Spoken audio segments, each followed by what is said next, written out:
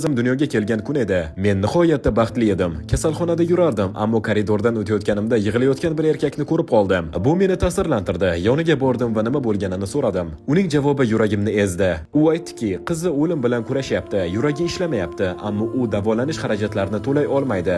Rostini aytsam, ko'z yoshlarimni tuta olmadim. Ota bo'lganimdan beri dunyoga boshqacha qarayman. Bu holat menga juda adolatsiz tuyuldi. Ichimdan bir narsa sen yordam berishing kerak dedi. Ha, biz har doim ham hamma narsani o'zgartira olmaymiz, lekin men shu vaziyatda o'zgartira olardim. Bu bilan maqtanmoqchi emasman, faqat haqiqatni aytyapman. Men qizaloqning butun davolanish xarajatlarini to'lab berdim, otasining qarzlarini ham yopdim. O'sha kuni biz Yeva ismli 7 yoshli bir qizning hayotini saqlab qoldik. Yana bir ajablanarli narsa, o'sha kuni mening qizim ham dunyoga keldi. Bu tasodif emasdek tuyuldi, shuning uchun biz ham unga Yeva deb ism qo'ydik. Bu voqea avval kasalxonaga, keyin butun dunyoga tarqaldi. Men har doim faqat yaxshi futbolchi emas, balki yaxshi inson bo'lishga ham harakat qilganman. Agar Ronaldoning qilgan ishi hurmatga sazovor deb hisoblasangiz, kommentariyada bitta u uchun qarsak emojisini qoldirib keting va Luminex kanaliga